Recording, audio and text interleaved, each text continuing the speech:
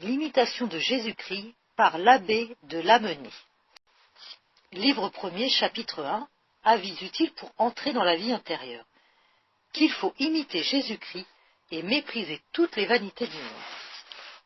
Celui qui me suit ne marche pas dans les ténèbres, dit le Seigneur. Ce sont les paroles de Jésus-Christ, par lesquelles il nous exhorte à imiter sa conduite et sa vie, si nous voulons être vraiment éclairés et délivrés de tout aveuglement du cœur. Que notre principale étude soit donc de méditer la vie de Jésus-Christ. La doctrine de Jésus-Christ surpasse toute doctrine des saints, et qui posséderait son esprit y trouverait la manne cachée. Mais il arrive que plusieurs, à force d'entendre l'Évangile, n'en sont que peu touchés parce qu'ils n'ont point l'esprit de Jésus-Christ. Voulez-vous comprendre parfaitement et goûter les paroles de Jésus-Christ? Appliquez-vous à conformer toute votre vie à la sienne. Que vous sert de raisonner profondément sur la Trinité si vous n'êtes pas humble et que par là vous déplaisiez à la Trinité? Certes, les discours sublimes ne font pas l'homme juste et saint, mais une vie pure, chère à Dieu. J'aime mieux sentir quand vous sauriez toute la Bible et toutes les sentences des philosophes. Que vous servirait tout cela sans la grâce et la charité? Vanité des vanités, tout n'est que vanité. Or, aimer Dieu et le servir lui seul. La souveraine sagesse est de tendre au royaume du ciel par le mépris du monde. Vanité donc d'amasser des richesses périssables et d'espérer en elles. Vanité d'aspirer aux honneurs et de s'élever à ce qu'il y a de plus haut. Vanité de suivre les désirs de la chair et de rechercher ce dont il faudra bientôt être rigoureusement puni. Vanité de souhaiter une longue vie et de ne pas se soucier de bien vivre. Vanité de ne penser qu'à la vie présente et de ne pas prévoir ce qui la suivra. Vanité de s'attacher à ce qui passe si vite et de ne pas se hâter vers la joie qui ne finit point. Rappelez-vous souvent cette parole du sage. L'œil n'est pas rassasié de ce qu'il voit, ni l'oreille remplie de ce qu'elle entend. Appliquez-vous donc à détacher votre cœur de l'amour des choses visibles, pour le porter tout entier vers les invisibles, car ceux qui suivent l'attrait de leur sens souillent leur âme et perdent la grâce de Dieu. Réflexion. Nous n'avons ici-bas qu'un intérêt, celui de notre salut, et nul ne peut être sauvé qu'en Jésus-Christ et par Jésus-Christ. La foi en sa parole, l'obéissance à ses commandements, l'imitation de ses vertus, voilà la vie. Il n'y en a point d'autre. Tout le reste est vanité, et j'ai vu, dit le sage, que l'homme n'a rien de plus de tous les travaux dont il se consume sous le soleil. Richesse, plaisir, grandeur, qu'est-ce que cela lorsqu'on jette le corps dans la fosse et que l'âme s'en va dans son éternité? Pensez-y dès aujourd'hui, dès ce moment même, car demain peut-être il ne sera plus temps. Travaillez pendant que le jour luit, hâtez-vous d'amasser un trésor qui ne périsse point. La nuit vient où l'on ne peut rien faire. Des stériles désirs ne vous sauveront pas. Ce sont des œuvres que Dieu veut. Or donc, l'imitation de Jésus-Christ, livre 1er, chapitre 2. Avoir d'humbles sentiments de soi-même. Tout homme désire naturellement savoir, mais la science sans la crainte de Dieu, que vaut-elle? Un humble paysan qui sert Dieu est certainement fort au-dessus du philosophe superbe qui, se négligeant lui-même, considère le cours des astres. Celui qui se connaît bien se méprise, et ne se plaît point aux louanges des hommes. Quand j'aurai toute la science du monde, si je n'ai pas la charité, à quoi cela me servira-t-il devant Dieu qui me jugera sur mes œuvres? Modérer le désir trop vif de savoir. On ne trouvera là qu'une grande dissipation et une grande illusion. Les savants sont bien aises de paraître et de passer pour habiles. Il y a beaucoup de choses qu'il importe peu ou qu'il importe point à l'âme de connaître. Et celui-là est bien insensé, qui s'occupe d'autre chose que de ce qui intéresse son salut. La multitude des paroles ne rassasie point l'âme, mais une vie sainte et une conscience pure donnent le repos du cœur et une grande confiance près de Dieu. Plus et mieux vous savez, plus vous serez sévèrement jugés, si vous ne vivez pas plus saintement. Quelque art et quelque science que vous possédiez, n'en tirez donc point de vanité. Craignez plutôt à cause des lumières qui vous ont été données. Si vous croyez beaucoup savoir, et savoir bien, souvenez-vous que c'est peu de choses près de ce que vous ignorez. Ne vous élevez point en vous-même. Avouez plutôt votre ignorance. Comment pouvez-vous songer à vous préférer à quelqu'un, tandis qu'il y en a tant de plus doctes que vous, et de plus instruits en la loi de Dieu? Voulez-vous apprendre et savoir quelque chose qui vous serve? Aimez à vivre inconnu et n'être compté pour rien. La science, la plus haute et la plus utile, est la connaissance exacte et le mépris de soi-même. Ne rien s'attribuer et penser favorablement des autres. C'est une grande sagesse, une grande perfection. Quand vous verriez votre frère commettre ouvertement une faute, même une faute très grave, ne pensez pas cependant être meilleur que lui, car vous ignorez combien de temps vous persévérez dans le bien. Nous sommes tous fragiles, mais croyez que personne n'est plus fragile que vous. Réflexion. L'orgueil a perdu l'homme. L'humilité le relève et le rétablit en grâce avec Dieu. Son mérite n'est pas dans ce qu'il sait, mais dans ce qu'il fait. La science, sans les œuvres, ne la justifiera point au tribunal suprême. Elle aggravera plutôt son jugement. Ce n'est pas que la science n'ait pas ses avantages, puisqu'elle vient de Dieu, mais elle cache un grand piège et une grande tentation. Elle enfle, dit l'apôtre, elle nourrit la superbe, elle inspire une secrète préférence de soi, préférence criminelle et folle en même temps. Car la science la plus étendue n'est qu'un autre genre d'ignorance, et la vraie perfection consiste uniquement dans les dispositions du cœur. N'oublions jamais que nous ne sommes rien, que nous ne possédons en propre que le péché, que la justice veut que nous nous abaissions au-dessus de toutes les créatures. L'imitation de Jésus-Christ, livre 1er, chapitre 3, de la doctrine de vérité. Heureux celui que la vérité instruit elle-même, non par des figures et des paroles qui passent, mais en se montrant telle qu'elle est. Notre raison et nos sens volent peu et nous trompent souvent. À quoi servent ces disputes subtiles sur des choses cachées et obscures, qu'au jugement de Dieu on ne nous reprochera point d'avoir ignorées? C'est une grande folie de négliger ce qui est utile et nécessaire, pour s'appliquer curieusement à ce qui nuit. Nous avons des yeux et nous ne voyons point. Que nous importe ce qu'on dit sur les genres et sur les espèces? Celui à qui parle le Verbe éternel est délivré de bien des opinions. Tout vient de ce Verbe unique, de lui procède toute parole. Il en est le principe, et c'est lui qui parle en dedans de nous. Sans lui, nulle intelligence, sans lui, nul jugement n'est droit. Celui pour qui une seule chose est tout, qui rapporte tout à cette unique chose et voit tout en elle, ne sera point ébranlé, et son cœur demeurera dans la paix de Dieu. Ô vérité qui êtes Dieu, faites que je sois un avec vous dans son amour éternel. Souvent j'éprouve un grand ennui à force de lire et d'entendre. En vous est tout ce que je désire, tout ce que je veux. Que tous les docteurs se taisent, que toutes les créatures soient dans le silence devant vous. Parlez-moi vous seul. Plus un homme est recueilli en lui-même et dégagé des choses extérieures, plus son esprit s'étend et s'élève sans aucun travail, parce qu'il reçoit d'en haut la lumière de l'intelligence. Une âme pure, simple, ferme dans le bien, n'est jamais dissipée au milieu même des plus nombreuses occupations, parce qu'elle fait tout pour honorer Dieu, et que, tranquille en elle-même, elle tâche de ne se rechercher en rien. Qu'est-ce qui vous fatigue? L'homme bon et vraiment pieux dispose d'abord au-dedans de lui tout ce qu'il doit faire. Au dehors, il ne se laisse point entraîner dans ses actions au désir d'une inclination vicieuse, mais il les soumet à la règle d'une droite raison. Qui a un plus rude combat à soutenir que celui qui travaille à se vaincre? C'est là ce qui devrait nous occuper uniquement, combattre contre nous-mêmes, devenir chaque jour plus fort contre nous, chaque jour faire quelques progrès dans le bien. Toute perfection dans cette vie est mêlée de quelque imperfection, et nous ne voyons rien qu'à travers une certaine obscurité.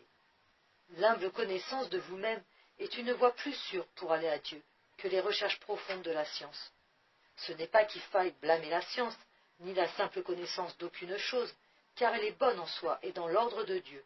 Seulement, on doit préférer toujours une conscience pure et une vie sainte. Mais parce que plusieurs s'occupent davantage de savoir que de bien vivre, ils s'égarent souvent et ne retirent que peu ou point de fruits de leur travail.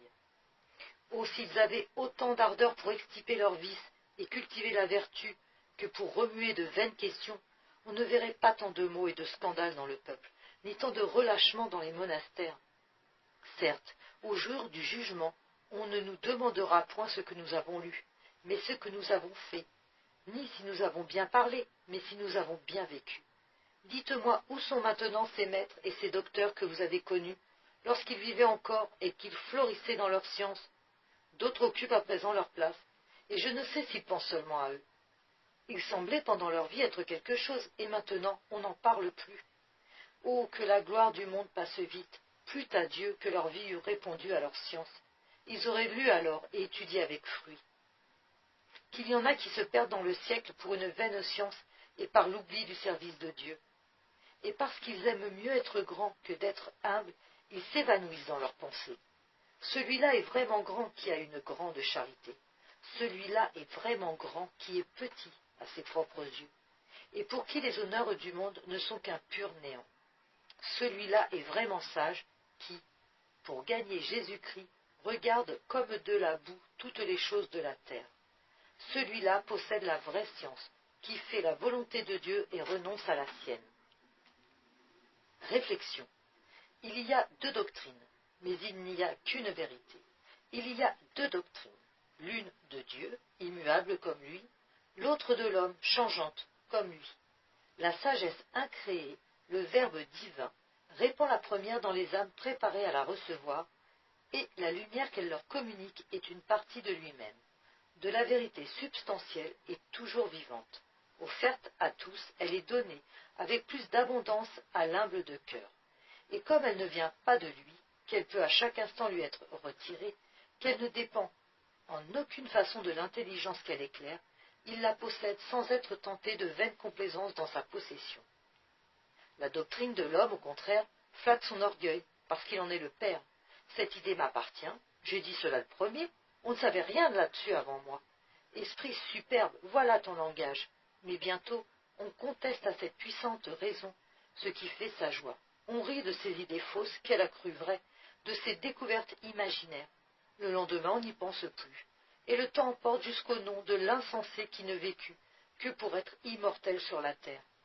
Ô Jésus, l'imitation de Jésus-Christ, livre 1er, chapitre 4. De la prévoyance dans les actions. Il ne faut pas croire à toute parole, ni obéir à tout mouvement intérieur, mais peser chaque chose selon Dieu, avec prudence et avec une longue attention. Hélas, nous croyons et nous disons plus facilement des autres le mal que le bien, tant nous sommes faibles. Mais les parfaits n'ajoutent pas foi aisément à tout ce qu'ils entendent, parce qu'ils connaissent l'infirmité de l'homme, enclin au mal et léger dans ses paroles. C'est une grande sagesse que de ne point agir avec précipitation, et de ne point s'attacher obstinément à son propre sens. Il est encore de la sagesse de ne pas croire indistinctement tout ce que les hommes disent et ce qu'on a entendu ou cru, de ne point aller aussitôt le rapporter aux autres. Prenez conseil d'un homme sage et de conscience, et laissez-vous guider par un autre qui vaille mieux que vous, plutôt que de suivre vos propres pensées. Une bonne vie rend l'homme sage selon Dieu, et lui donne une grande expérience. Plus on sera humilié et soumis à Dieu, plus on aura de sagesse et de paix en toutes choses. Réflexion. Dieu, devant être la dernière fin de nos actions comme de nos désirs, il est nécessaire qu'en agissant, nous évitions de nous abandonner au mouvement précipité de la nature, dont le penchant est de tout rapporter à soi. Et comme nul ne se connaît lui-même et ne peut dès lors être son propre guide, la sagesse veut que nous ne hasardions aucune démarche de quelque importance avant d'avoir pris conseil, en esprit de soumission et d'humilité. Cette juste défiance de soi prévient les chutes et purifie le cœur. Le conseil vous gardera, dit l'imitation de Jésus, livre 1er, chapitre 5. De la lecture de l'Écriture sainte. Il faut chercher la vérité dans l'Écriture sainte, et non l'éloquence. Toute l'Écriture doit être lue dans le même esprit qui l'a dictée. Nous devons y chercher l'utilité, plutôt que la délicatesse du langage. Nous devons lire aussi volontiers les livres simples et pieux que les livres profonds et sublimes. Ne vous prévenez point contre l'auteur, mais sans vous inquiéter s'il a peu ou beaucoup de science, que le pur amour de la vérité vous porte à le lire. Considérez ce qu'on vous dit sans rechercher qui le dit. Les hommes passent, mais la vérité du Seigneur demeure éternellement. Dieu nous parle en diverses manières, et par des personnes très diverses. Dans la lecture de l'Écriture sainte, souvent notre curiosité nous nuit, voulant examiner et comprendre lorsqu'il faudrait passer simplement. Si vous voulez en retirer du fruit, lisez avec humilité, avec simplicité, avec foi, et ne cherchez jamais à passer pour habile.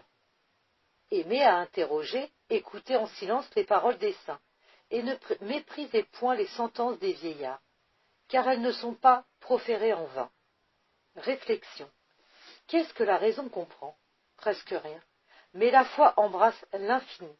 Celui qui croit est donc bien au-dessus de celui qui raisonne, et la simplicité du cœur bien préférable à la science qui nourrit l'orgueil. C'est le désir de savoir qui perdit le premier homme. Il cherchait la science, il trouva la mort. Dieu qui nous parle dans l'Écriture n'a pas voulu satisfaire notre vaine curiosité, mais nous éclairer sur nos devoirs, exercer notre foi, purifier et nourrir notre âme par amour de vrais biens, qui sont tous enfermés en lui. L'humilité d'esprit est donc la disposition la plus nécessaire pour lire avec fruit les livres saints.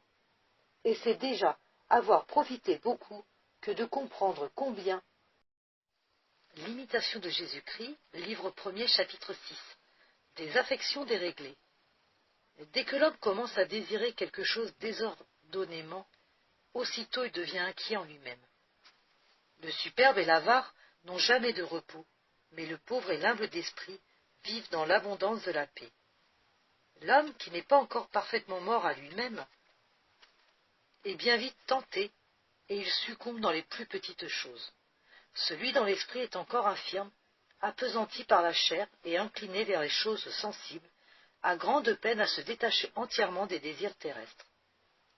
C'est pourquoi, lorsqu'il se refuse à les satisfaire, souvent il éprouve de la tristesse, et il est disposé à l'impatience quand on lui résiste. Que s'il a obtenu ce qu'il convoitait, aussitôt le remords de la conscience pèse sur lui, parce qu'il a suivi sa passion, qui ne sert de rien pour la paix qu'il cherchait. C'est en résistant aux passions, et non en leur cédant, qu'on trouve la véritable paix du cœur.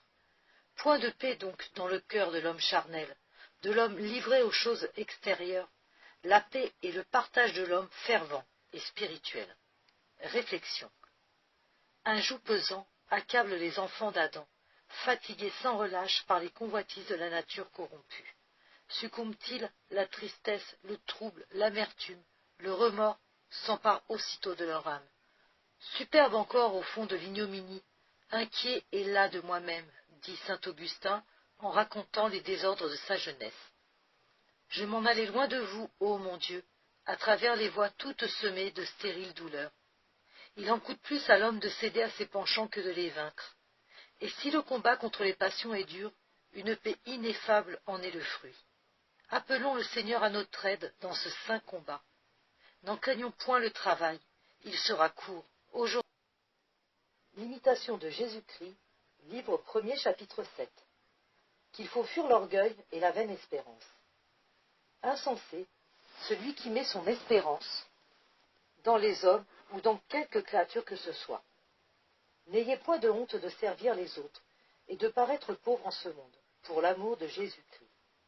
Ne vous appuyez point sur vous-même et ne vous reposez que sur Dieu seul. Faites ce qui est en vous, et Dieu secondera votre bonne volonté. Ne vous confiez point en votre science, ni dans l'habileté d'aucune créature, mais plutôt dans la grâce de Dieu, qui aide les humbles et qui humilie les présomptueux. Ne vous glorifiez point dans les richesses si vous en avez, ni dans vos amis, parce qu'ils sont puissants mais en Dieu, qui donne tout, et qui par-dessus tout désire encore se donner lui-même. Ne vous élevez point à cause de la force ou de la beauté de votre corps, qu'une légère infirmité abat et flétrit. N'ayez point de complaisance en vous-même à cause de votre esprit ou de votre habileté, de peur de déplaire à Dieu, de qui vient tout ce que vous avez reçu de bon de la nature. Ne vous estimez pas meilleur que les autres, de crainte que peut-être vous ne soyez pire aux yeux de Dieu. Qui sait ce qu'il y a dans l'homme? Ne vous Ne vous enorgueillissez pas de vos bonnes œuvres, car les jugements de Dieu sont autres que ceux des hommes, et ce qui plaît aux hommes souvent lui déplaît. S'il y a quelque bien en vous, croyez qu'il y en a plus dans les autres, afin de conserver l'humilité.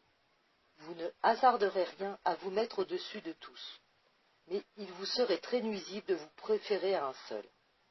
L'homme humble jouit d'une paix inaltérable.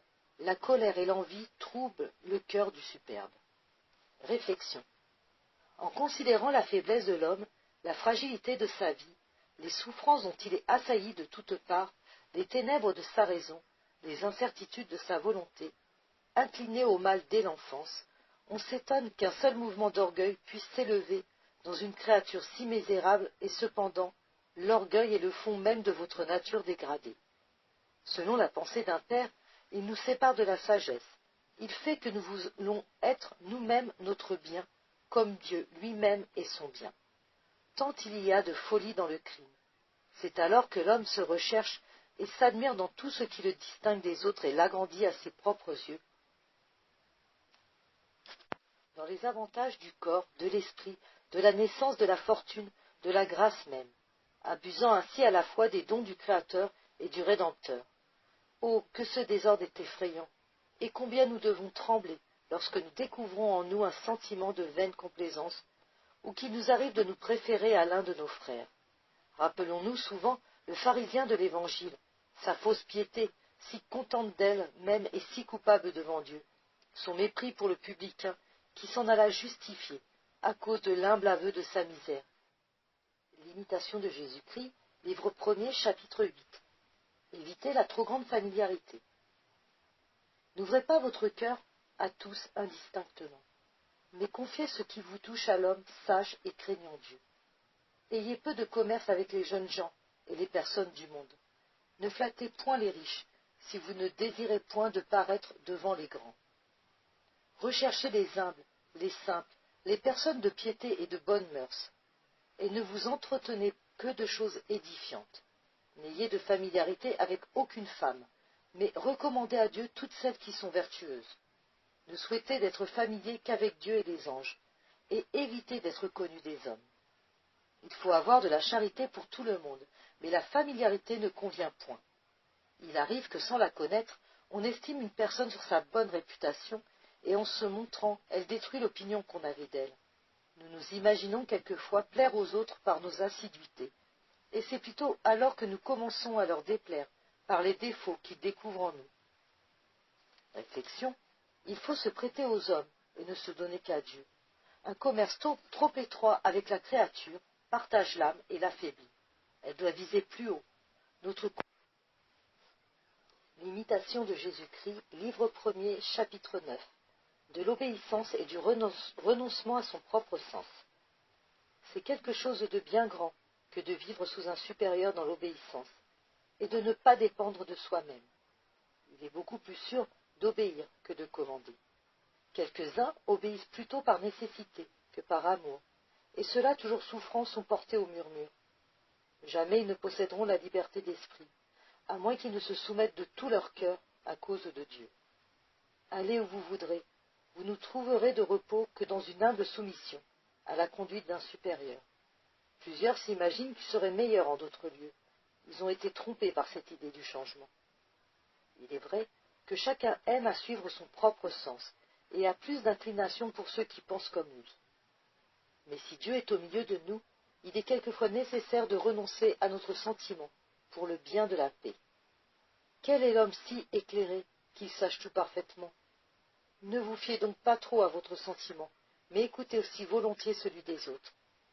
Si votre sentiment est bon, et qu'à cause de Dieu vous l'abandonniez pour en suivre un autre, vous en retirerez plus d'avantages.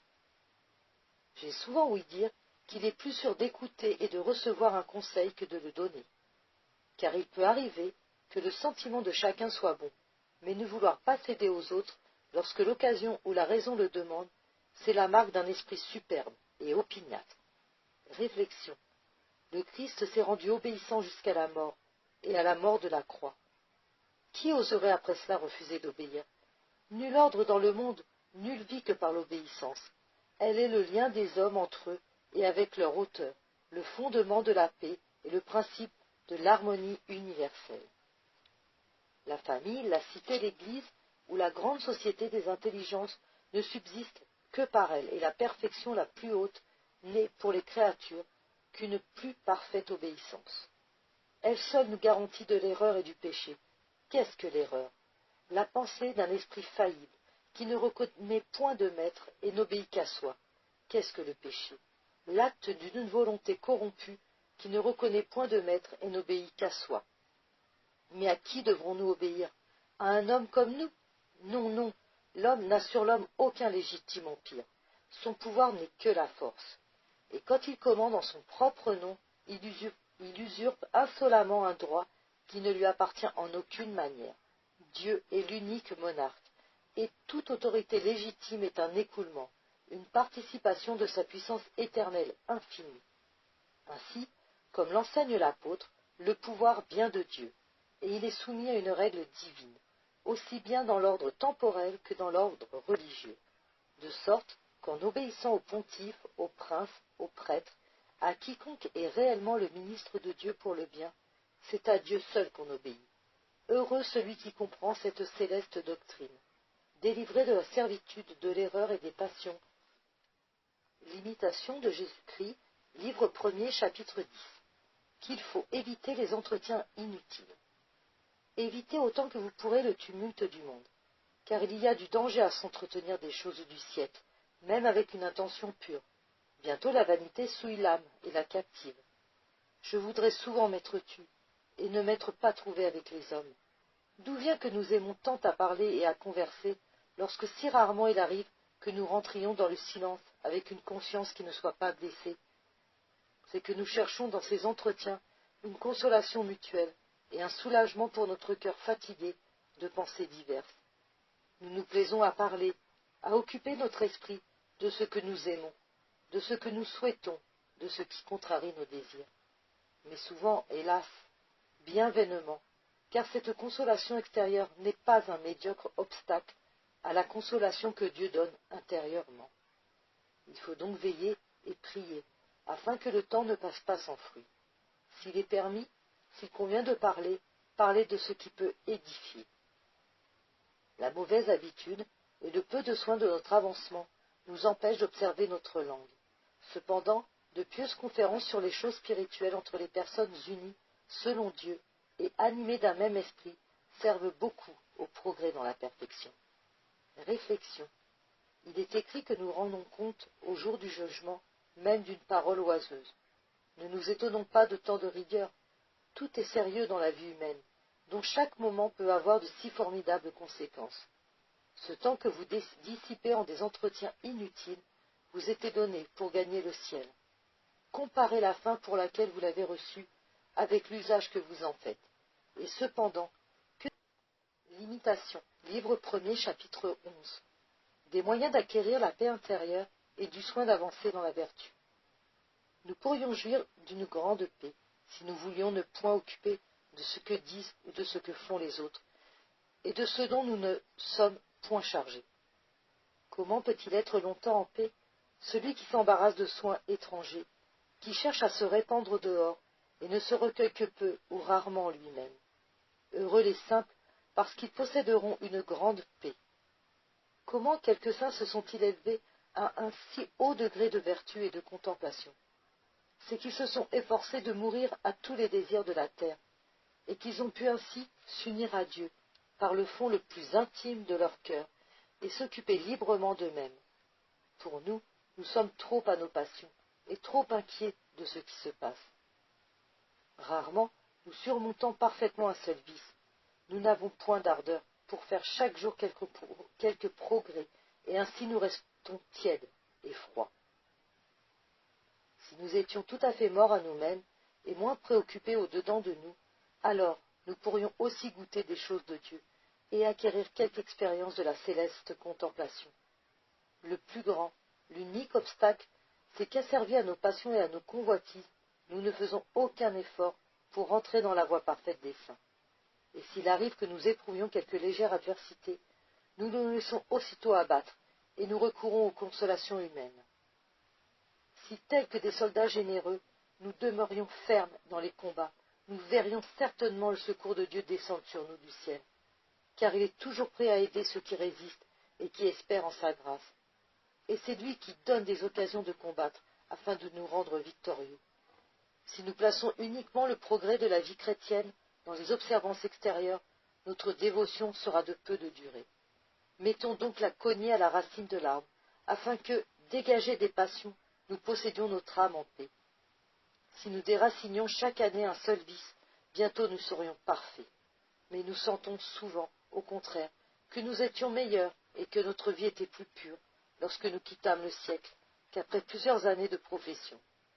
Nous devrions croître chaque jour en ferveur et en vertu, et maintenant on compte pour beaucoup d'avoir conservé une partie de sa ferveur.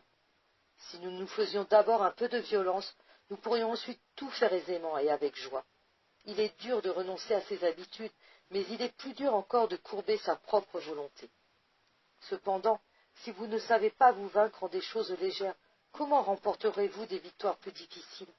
Résistez dès le commencement à votre inclination. Rompez sans aucun retard toute habitude mauvaise, de peur que peu à peu elle ne vous engage dans de plus grandes difficultés. Oh, si vous considériez quelle paix pour vous, quelle joie pour les autres, en vivant comme vous le devez, vous auriez, je crois, plus d'ardeur pour votre avancement spirituel. Réflexion. Je vous laisse ma paix, je vous donne ma paix, non comme le monde la donne. Quelle aimable douceur, quel touchant amour dans ces paroles de Jésus-Christ, et en même temps quelle instruction profonde. Tous les hommes souhaitent la paix, mais il y a deux paix, la paix de Jésus-Christ et la paix du monde. Le monde dit à l'ambitieux. Le désir des grandeurs te trouble et t'agite. Monte, élève-toi. Il dit à l'avare, l'envie des richesses te dévore. Amasse, amasse sans t'arrêter jamais. Il dit au mondain, tourmenté de ses convoitises, enivre-toi de tous les plaisirs. Il dit enfin à chaque passion, jouis, et tu auras la paix, promesse menteuse. Les soucis, la tristesse, l'inquiétude, le dégoût, les remords, voilà la paix du monde. Jésus dit, triomphez de vous-même, combattez vos désirs, domptez vos convoitises, brisez vos passions, et l'âme docile à ses commandements repose dans un calme ineffable. Les peines de la vie, les souffrances, les injustices, les persécutions, rien n'altère sa paix. Et cette céleste paix qui surpasse l'imitation de Jésus-Christ, livre 1er, chapitre 12. Des avantages de l'adversité.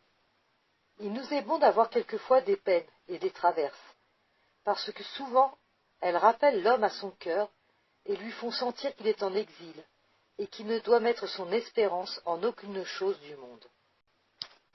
Il nous est bon de souffrir quelquefois des contradictions et qu'on pense mal ou peu favorablement de nous, quelque bonnes que soient nos actions et nos intentions. Souvent, cela sert à nous rendre humbles et à nous prémunir contre la vaine gloire. Car nous avons plus d'empressement à chercher Dieu, qui voit le fond du cœur, quand les hommes au dehors nous rabaissent et pensent mal de nous. C'est pourquoi l'homme devrait s'affermir tellement en Dieu, qu'il n'eut pas besoin de chercher tant de consolation humaine. Lorsqu'avec une volonté droite, l'homme est troublé, tenté, affligé de mauvaises pensées, il reconnaît alors combien Dieu lui est nécessaire, et qu'il n'est capable d'aucun bien sans lui. Alors il s'attriste, il gémit, il prie à cause des maux qu'il souffre. Alors il s'ennuie de vivre plus longtemps, et il souhaite que la mort arrive, afin que, délivré de ses liens, il soit avec Jésus-Christ. Alors aussi, il comprend bien qu'une sécurité parfaite, une pleine paix ne sont point de ce monde. Réflexion. C'est dans l'adversité que chacun de nous apprend à connaître ce qu'il est réellement. Celui qui n'a pas été éprouvé, que sait-il? L'homme à qui tout prospère est exposé à un grand danger. Il est bien à craindre que son âme ne s'assoupisse d'un sommeil pesant, et qu'à l'heure du réveil, on ne lui dise « Souvenez-vous que vous avez reçu vos biens sur la terre. » Ici-bas, les souffrances sont une grâce de prédilection. Elles nous exercent à la vertu, elles nous fournissent de nouvelles occasions de mérite, et nous rendent conformes au Fils de Dieu, dont il est écrit « Il a fallu que le Christ souffrit. » L'imitation de Jésus-Christ, livre 1er, chapitre 13. De la résistance aux tentations. Tant que nous vivons ici-bas, nous ne pouvons être exempts de tribulations et d'épreuves. C'est pourquoi il est écrit au livre de Job, « La tentation est la vie de l'homme sur la terre ». Chacun devait donc toujours être en garde contre les tentations. Et veiller et prier pour ne point laisser lieu aux surprises du démon, qui ne dort jamais et qui tourne de tous les côtés, cherchant quelqu'un pour le dévorer.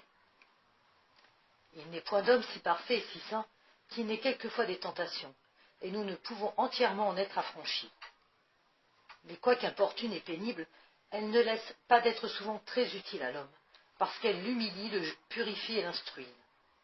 Tous les saints ont passé par beaucoup de tentations et de souffrances, et c'est par cette voie qu'ils ont avancé. Mais ceux qui n'ont pu soutenir ces épreuves, Dieu les a réprouvés, et ils ont défailli dans la route du salut. Il n'y a point d'ordre si saint, ni de lieu si secret où l'on ne trouve des peines et des tentations. L'homme, tant qu'il vit, n'est jamais entièrement à l'abri des tentations, car nous en portons le germe en nous, à cause de la concupiscence dans laquelle nous sommes nés. L'une succède à l'autre, et nous aurons toujours quelque chose à souffrir, parce que nous avons perdu le bien et la félicité primitive. Plusieurs cherchent à fuir pour n'être point tentés, et ils tombent dans des tentations plus dangereuses. Il ne suffit pas de fuir pour vaincre, mais la patience et la véritable humilité nous rendent plus forts que tous nos ennemis. Celui qui, sans arracher la racine du mal, évite seulement les occasions extérieures, avancera peu. Au contraire, les tentations reviennent à lui plus promptement et plus violentes. Vous vaincrez plus sûrement peu à peu, et par une longue patience, aidés du secours de Dieu, que par une rude et inquiète opiniâtreté. Prenez souvent conseil dans la tentation, et ne traitez point durement celui qui est tenté, mais consolez-le, comme vous voudriez qu'on vous consolât vous-même. Le commencement de toutes les tentations est l'inconstance de l'esprit et le peu de confiance en Dieu. Car comme un vaisseau sans gouvernail est poussé çà et là par les flots, ainsi l'homme faible et changeant, qui abandonne ses résolutions, est agité par des tentations diverses. Le jeu éprouve le fer, et la tentation l'homme juste. Nous ne savons souvent ce que nous pouvons, mais la tentation montre ce que nous sommes. Il faut veiller cependant, surtout au commencement de la tentation, car on triomphe beaucoup plus facilement de l'ennemi si on ne le laisse point pénétrer dans l'âme, et si on le repousse à l'instant même où il se présente pour entrer. C'est ce qui fait dire à un ancien « Arrêtez le mal dès son origine ». Le remède vient trop tard quand le mal s'est accru par de longs délais. D'abord, une simple pensée s'offre à l'esprit, puis une vive imagination, ensuite le plaisir et le mouvement déréglé, et le consentement. Ainsi, peu à peu, l'ennemi envahit toute l'âme, lorsqu'on ne lui résiste pas dès le commencement. Plus on met de retard et de langueur à le repousser, plus on s'affaiblit chaque jour, et plus l'ennemi devient fort contre nous. Plusieurs sont affligés de tentations plus violentes au commencement de leur conversion, d'autres à la fin. Il y en a qui souffrent presque toute leur vie. Quelques-uns sont tentés assez légèrement, selon l'ordre de la sagesse et de la justice de Dieu, qui connaît l'état des hommes, pèse leurs mérites et dispose tout pour le salut de ses élus. C'est pourquoi, quand nous sommes tentés, nous ne devons point perdre l'espérance, mais prier Dieu avec plus de ferveur, afin qu'il daigne nous secourir dans toutes nos tribulations. Car selon la parole de l'apôtre, il nous fera tirer avantage de la tentation même, de sorte que nous puissions la surmonter. Humilions donc nos âmes sous la main de Dieu. Dans toutes nos tentations, dans toutes nos peines, parce qu'il sauvera et relèvera les humbles d'esprit. Dans les tentations et les traverses, on reconnaît combien l'homme a fait de progrès. Le mérite est plus grand et la vertu paraît davantage. Il est peu difficile d'être pieux et fervent lorsqu'on n'éprouve rien de pénible. Mais celui qui se soutient avec patience au temps de l'adversité donne l'espoir d'un grand avancement. Quelques-uns surmontent les grandes tentations et succombent tous les jours aux petites, afin qu'humiliés d'être si faibles dans les moindres occasions, ils ne présument jamais d'eux-mêmes dans les grandes. Réflexion. Nul homme n'est exempt de tentation. Elles nous purifient, nous éprouvent, nous instruisent, nous humilient. Ce n'est pas seulement par la fuite ou par une résistance violente que l'on en triomphe, mais par une patience tranquille et un confiant abandon entre les mains de Dieu. Veillons cependant selon le précepte de Jésus-Christ. Veillons et prions. On surmonte aisément la tentation naissante, mais si on la laisse croître et se fortifier, on porte en succombant la peine de sa négligence ou de sa présomption. Voulez-vous réellement vaincre? Repoussez l'ennemi dès sa première attaque. Voulez-vous retirer du combat l'avantage en vue duquel Dieu permet que nous soyons tentés? Reconnaissez votre misère, votre faiblesse. L'imitation de Jésus-Christ, livre 1er, chapitre 14. Évitez les jugements téméraires et ne se point rechercher soi-même. Tournez les yeux sur vous-même et gardez-vous de juger les actions des autres. En jugeant les autres, l'homme se fatigue vainement. Il se trompe le plus souvent et commet beaucoup de fautes, mais en s'examinant et en se jugeant lui-même, il travaille toujours avec fruit. D'ordinaire, nous jugeons des choses selon l'inclination de notre cœur, car l'amour-propre altère aisément en nous la droiture du jugement. Si nous n'avions jamais en vue que Dieu seul, nous serions moins troublés quand on résiste à notre sentiment. Mais souvent, il y a quelque chose hors de nous ou de caché en nous qui nous entraîne. Plusieurs se recherchent secrètement eux-mêmes, tant ce qu'ils font et ils l'ignorent. Ils semblent affermis dans la paix lorsque tout va bien selon leurs désirs. Mais éprouvent-ils des contradictions? Aussitôt ils s'émeuvent et tombent dans la tristesse. La diversité des opinions produit souvent des dissensions entre les amis, entre les citoyens et même entre les religieux et les personnes dévotes. On quitte difficilement une vieille habitude, et nul ne se laisse volontiers conduire au-delà de ce qu'il voit. Si vous vous appuyez sur votre esprit et sur votre pénétration plutôt que sur la soumission, plus que sur la soumission dont Jésus-Christ nous a donné l'exemple, vous serez très peu et très tard éclairés dans la vie spirituelle. Car Dieu veut que nous lui soyons parfaitement soumis et que nous nous élevions au-dessus de toute raison par un ardent amour. Réflexion. Il y a en nous une secrète malice qui se complaît à découvrir les imperfections de nos frères. Et voilà pourquoi nous sommes si prompts à les juger, oubliant qu'à Dieu seul appartient le jugement des cœurs. Au lieu de scruter si curieusement la conscience d'autrui, descendons dans la nôtre. Nous y trouverons assez de motifs d'être indulgents envers le prochain et de trembler pour nous-mêmes. Vous n'êtes chargés que de vous, vous ne répondrez que de vous. Ne jugez. L'imitation de Jésus-Christ, livre 1er, chapitre 15. Des œuvres de charité. Pour nulle chose au monde, ni pour l'amour d'aucun homme, on ne doit faire le moindre mal. On peut quelquefois, cependant, pour rendre service dans le besoin, différer une bonne œuvre ou lui en substituer une meilleure, car alors le bien n'est pas détruit, mais il se change en un peu plus grand. Aucune œuvre extérieure ne sort sans la charité, mais tout ce qui se fait par la charité, quelque petit et quelque vil qu'il soit, produit des fruits abondants. Car Dieu regarde moins à l'action qu'au motif qui fait agir. Celui-là fait beaucoup, qui aime beaucoup. Celui-là fait beaucoup, qui fait bien ce qu'il fait. Et il fait bien lorsqu'il subordonne sa volonté à l'utilité publique. Ce qu'on prend pour la charité souvent n'est que la convoitise, car il est rare que l'inclination, la volonté propre, l'espoir de la récompense ou la vue de quelque avantage particulier n'influent pas sur nos actions. Celui qui possède la charité véritable et parfaite ne se recherche en rien, mais son unique désir est que la gloire de Dieu s'opère en toutes choses. Il ne porte envie à personne, parce qu'il ne souhaite aucune faveur particulière, ne met point sa joie en lui-même, et que, dédaignant tous les autres biens, il ne recherche que Dieu son bonheur. Il n'attribue jamais aucun bien à la créature, il les rapporte tous à Dieu, et qui, il découle comme de leur source, et dans la jouissance duquel tous les saints se reposent à jamais, comme dans leur fin dernière. Oh, qui aurait une étincelle de la vraie charité, que toutes les choses de la terre lui paraîtraient vaines. Réflexion. Presque toutes les actions des hommes partent d'un principe vicié, de cette triple concupiscence dont parle saint Jean, et contre laquelle la vie chrétienne n'est qu'un perpétuel combat.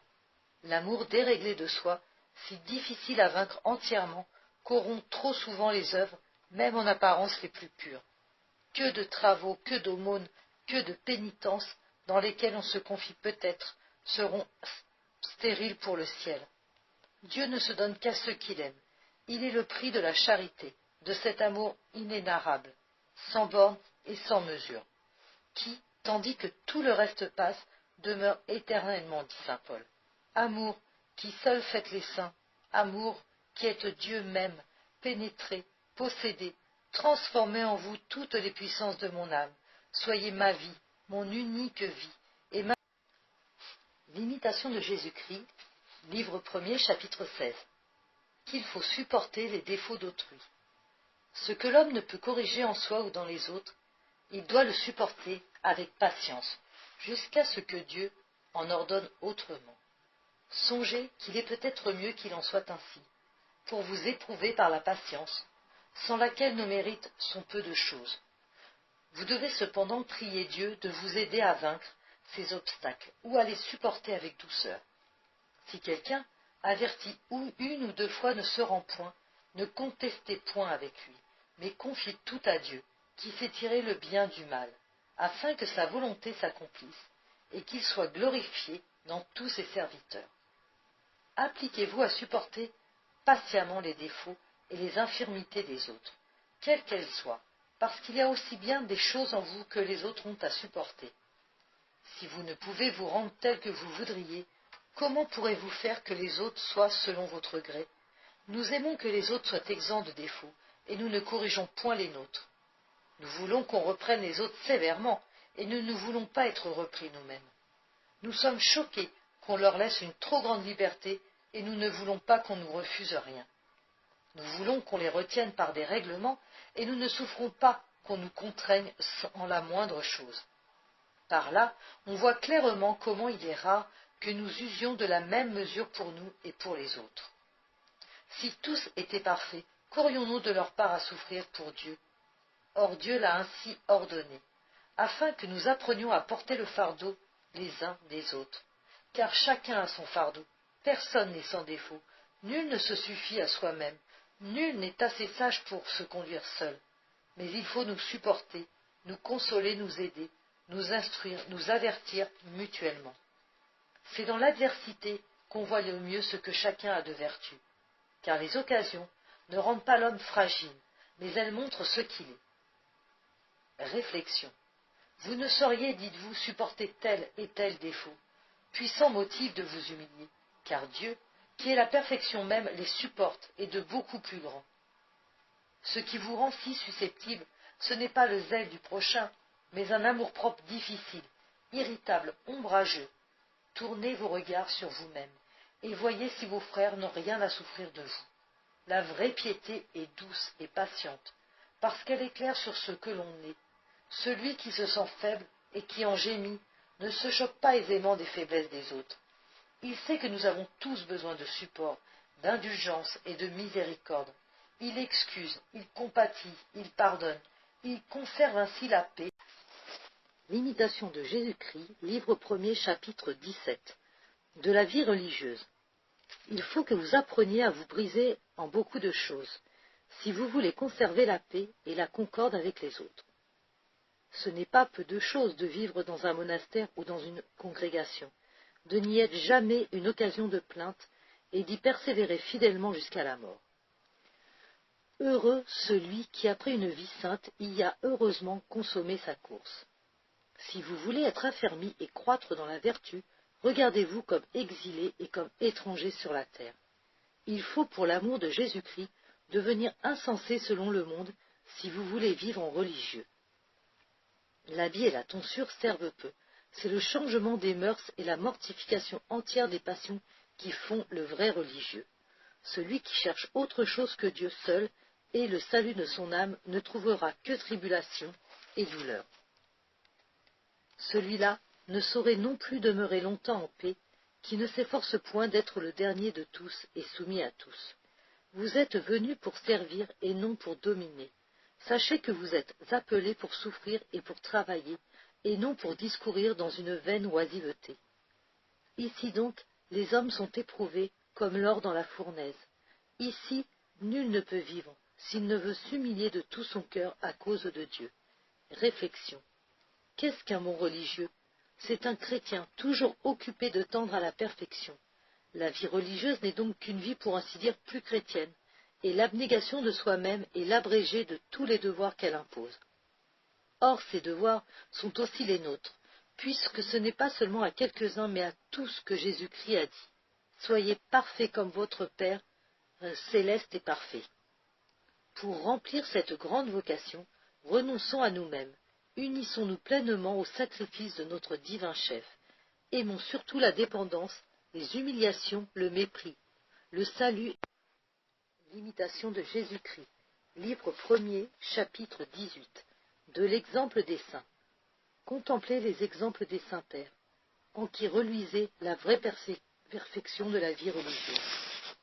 Et vous verrez combien peu est ce que nous faisons et presque rien. Hélas, qu'est-ce que notre vie comparée à la leur? Les saints et les amis de Jésus-Christ ont servi Dieu dans la faim et dans la soif, dans le froid et dans la nudité, dans le travail et dans la fatigue, dans les veilles et dans les jeûnes, dans les prières et dans les saintes méditations, dans une infinie de persécutions et d'opprobres. Oh, que de pesantes tribulations ont souffert les apôtres, les martyrs, les confesseurs, les vierges et tous ceux qui ont voulu suivre les traces de Jésus-Christ. Ils ont haï leur âme en ce monde pour la posséder dans l'éternité. Oh, quelle vie de renoncement et d'austérité que celle des saints dans le désert! Quelle longue et dure tentation ils ont essuyée! Que de fois ils ont été tourmentés par l'ennemi! Que de fréquentes et ferventes prières ils ont offertes à Dieu! Quelle rigoureuse abstinence ils ont pratiquée! Quel zèle, quelle ardeur pour leur avancement spirituel! Quelle forte guerre contre leurs passions! Quelle intention pure et droite toujours dirigée vers Dieu! Ils travaillaient pendant le jour et passaient la nuit en prière. Et même durant le travail, ils ne cessaient point de prier en esprit. Tout leur temps avait un emploi utile. Les heures qu'ils donnaient à Dieu leur semblaient courtes, et ils trouvaient tant de douceur dans la contemplation qu'ils en oubliaient les besoins du corps. Ils renonçaient aux richesses, aux dignités, aux honneurs, à leurs amis, à leurs parents. Ils ne voulaient rien du monde. Ils prenaient à peine ce qui était nécessaire pour la vie. S'occuper du corps, même dans la nécessité, leur était une affliction. Ils étaient pauvres des choses de la terre, mais ils étaient riches en grâce et en vertu. Au dehors, tout leur manquait, mais Dieu les fortifiait au dedans par sa grâce et par sa consolation. Ils étaient étrangers au monde, mais unis à Dieu et ses amis familiers. Ils se regardaient comme un pur néant, et le monde les méprisait, mais ils étaient chéris de Dieu et précieux devant lui. Ils vivaient dans une sincère humilité, dans une obéissance simple, dans la charité, dans la patience, et devenaient ainsi chaque jour plus parfaits et plus agréables à Dieu. Ils ont été donnés en exemple à tous ceux qui professent la vraie religion, et ils doivent nous exciter plus à avancer dans la perfection que la multitude des tièdes ne nous porte au relâchement. Oh, quelle ferveur en tous les religieux au commencement de leur sainte institution! Quelle ardeur pour la prière! Quelle émulation de vertu! Quelle sévère discipline! Que de soumission! Que de respect ils montraient tous pour la règle de leur fondateur! Ce qui nous reste d'eux atteste encore la sainteté et la perfection de ces hommes qui, en combattant généreusement, foulèrent aux pieds le monde. Aujourd'hui, on compte pour beaucoup qu'un religieux ne viole point sa règle et qu'il porte patiemment le joug droit dont il est chargé. Ô tiédeur, ô négligence de notre état, qui a si vite éteint parmi nous l'ancienne ferveur. Maintenant, tout fatigue notre lâcheté, jusqu'à nous rendre la vie ennuyeuse. Plût à Dieu qu'après avoir tant d'exemples d'hommes vraiment pieux, vous ne laissiez pas entièrement s'assoupir en vous le désir d'avancer dans la vertu. Réflexion. À la vue des exemples admirables que nous ont laissés tant de disciples fervents de Jésus-Christ, rougissons de notre lâcheté et animons-nous à marcher courageusement sur leurs traces. Répétons souvent ces paroles d'un saint. Quoi? Je ne pourrais pas ce qu'on put tel et tel?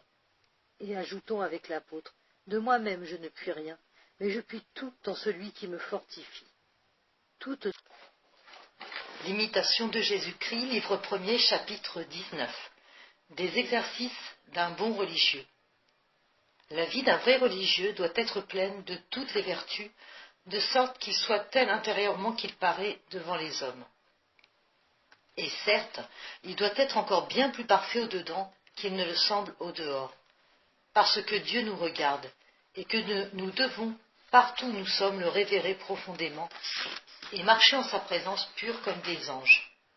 Nous devons chaque jour renouveler notre résolution, nous exciter à la ferveur, comme si notre conversion commençait aujourd'hui seulement et dire « Aidez-moi Seigneur dans mes saintes résolutions et dans votre service. Donnez-moi de bien commencer maintenant, car ce que j'ai fait jusqu'ici n'est rien. » La fermeté de notre résolution est la mesure de notre progrès, et d'une grande diligence est nécessaire. Ce qui sort des pratiques communes ne doit point paraître dehors. Il est plus sûr de remplir en secret ces exercices particuliers. Prenez garde cependant de négliger les exercices communs pour ceux de votre choix. Mais après avoir accompli fidèlement et pleinement les devoirs prescrits, s'il vous reste du temps, rendez-vous à vous-même, selon le mouvement de votre dévotion. Tous ne sauraient suivre les mêmes exercices. L'un convient mieux à celui-ci, l'autre à celui-là. On aime même à les diversifier selon les temps. Il y en a qu'on goûte plus aux jours de fête et d'autres aux jours ordinaires. Les uns nous sont nécessaires au temps de la tentation, les autres au temps de la paix et du repos. Autres sont les pensées qui nous plaisent dans la tristesse ou quand nous éprouvons de la joie en Dieu. Il faut vers l'époque des grandes fêtes renouveler nos pieux exercices et implorer avec plus de ferveur les suffrages des saints.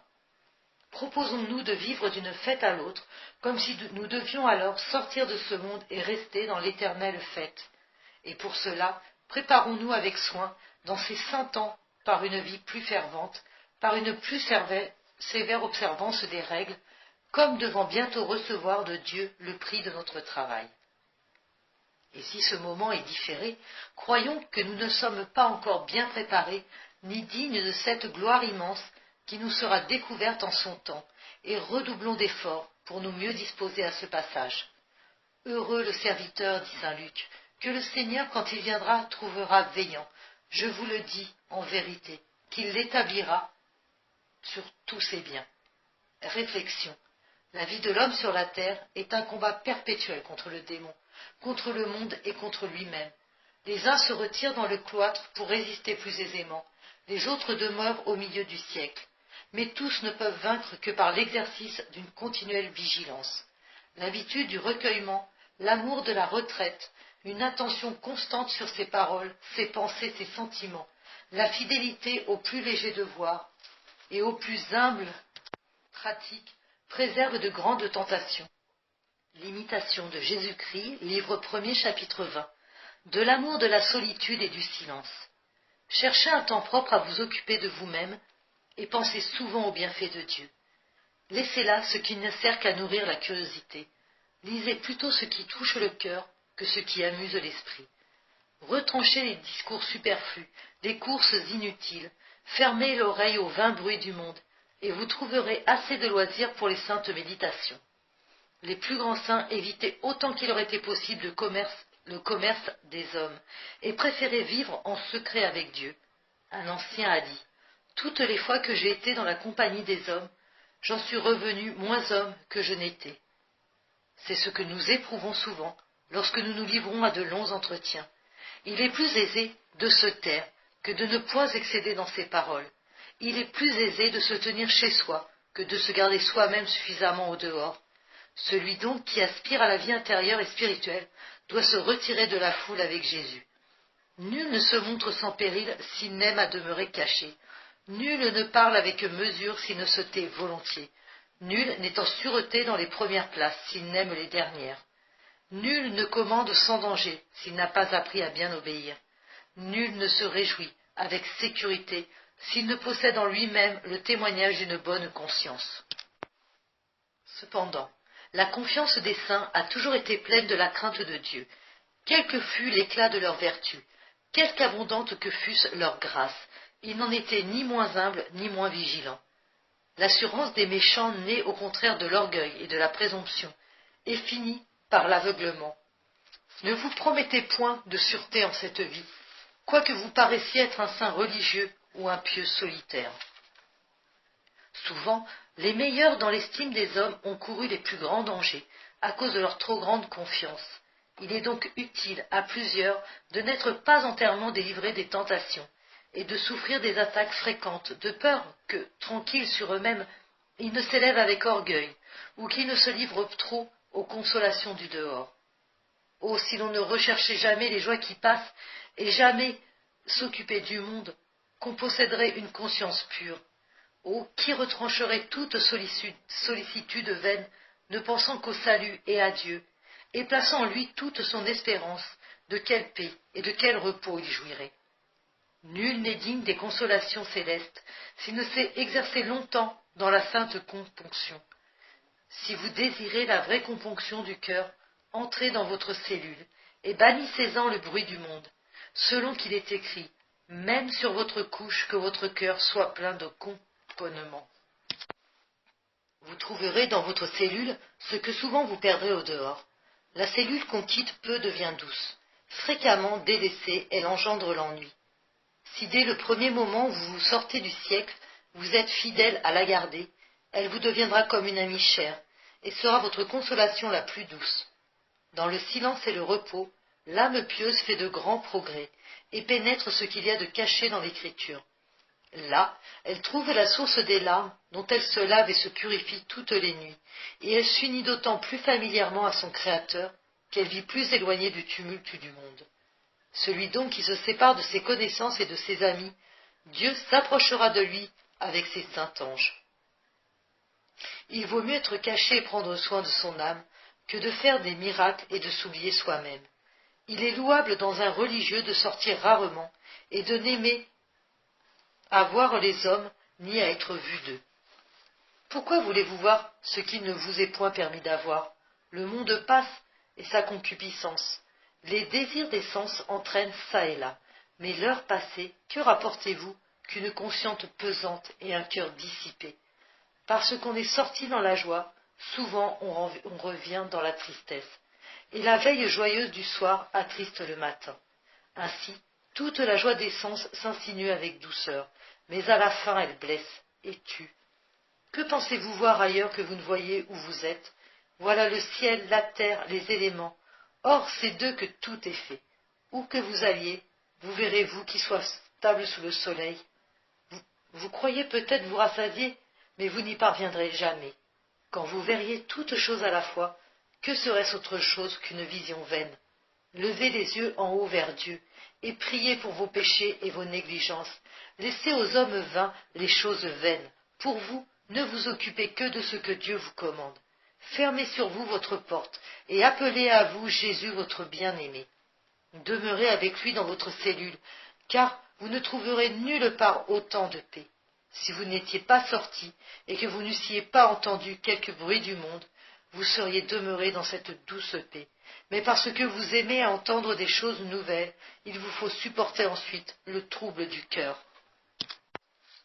Que cherchez-vous dans le monde? Le bonheur? Il n'y est pas. Écoutez ce cri de détresse, cette plainte lamentable qui s'élève de tous les points de la terre et se prolonge de siècle en siècle. C'est la voix du monde. Qui cherchez-vous encore? Des lumières, des secours, des consolations pour accomplir en paix votre pèlerinage? Le monde est livré à l'esprit des ténèbres, à toutes les convoitises qu'il inspire, à tous les crimes et à tous les maux dont il est le principe. Et c'est pourquoi le prophète s'écriait: je me suis éloigné, j'ai fui et j'ai demeuré dans la solitude. Là, dans le silence des créatures, Dieu parle au cœur, et sa parole est si merveilleuse, si douce et si ravissante que l'âme ne veut plus entendre que lui, jusqu'au jour où tous les voiles étaient déchirés, elle les contemplera face à face. Le christianisme a peuplé le désert de ces âmes choisies, qui se dérobant au monde et foulant aux pieds ses plaisirs, ses honneurs, ses trésors, et la chair et le sang, nous offrent dans la pureté de leur vie une image de la vie des anges.